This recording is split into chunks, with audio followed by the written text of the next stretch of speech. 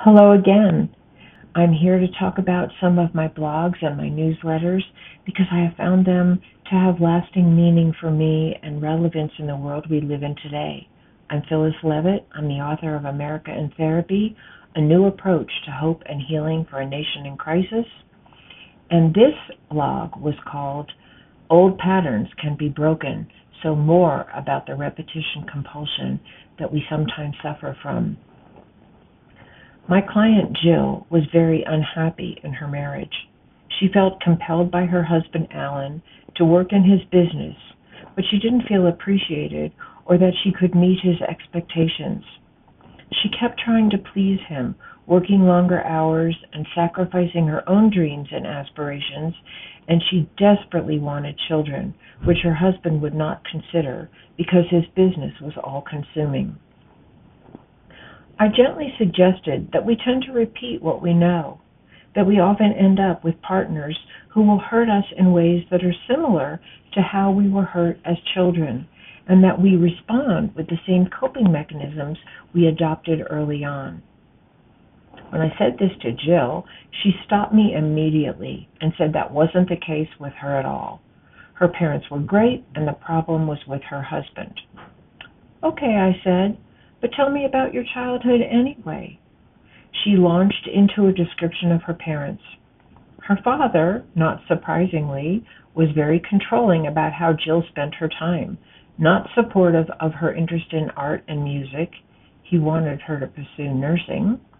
He was never satisfied with her grades, and he criticized her hobbies, her friends, her boyfriends, and just about anything else she did. And yet Jill had never stopped trying to please him. I was astonished that she did not immediately see the striking similarity between her father and her husband, or that she was reacting passively and compliantly as her mother had. When I pointed this out to her, Jill was at first incredulous, but eventually she felt relieved. She finally understood why she felt so trapped, unworthy, and disconnected from herself. In therapy, she began the process of healing from the negative messages she had absorbed. She found her voice. She stopped working for her husband, and she pursued a career in graphic design and eventually remarried someone who wanted a family. Jill had no idea she was repeating a hurtful relationship pattern until she became aware of it and had a way to heal. In therapy, she found compassion for the child in her and began to give herself the love, acceptance, and support that her parents had been unable to give. I wonder if, as a nation, and really as a human race, we would be shocked, like Jill, to know that we are unconsciously and unquestioningly repeating old behaviors that hurt both ourselves and others.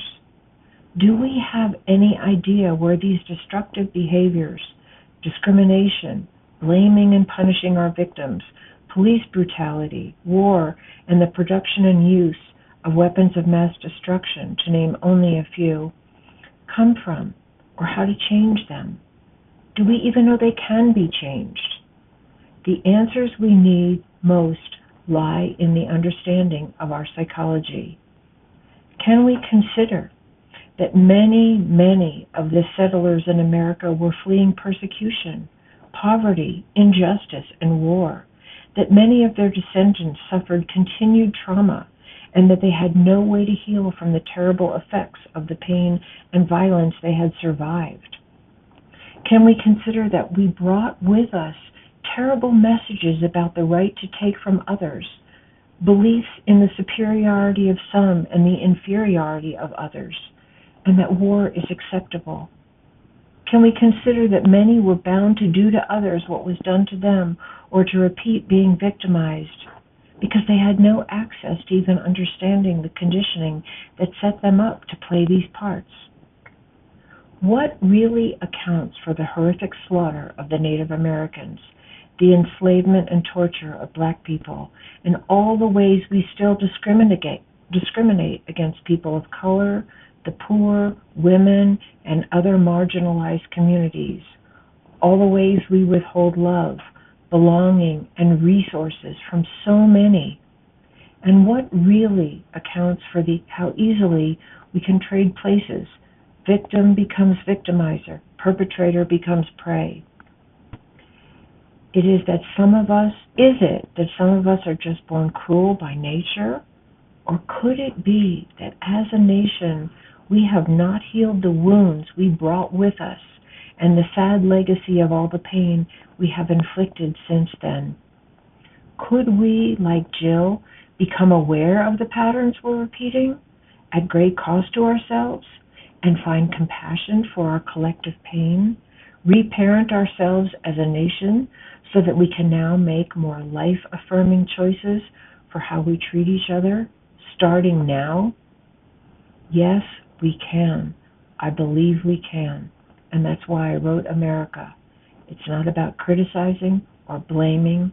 It's about looking into the psychological roots of our behaviors so that we can heal them and bring ourselves to the kind of love, peace, and safe belonging that every single one of us wants in our own lives. Thank you so much. This is Phyllis Levitt. Please check me out at www.phyllislevitt.com. And I so appreciate your comments, your questions, and anything that you would like to share. Thank you.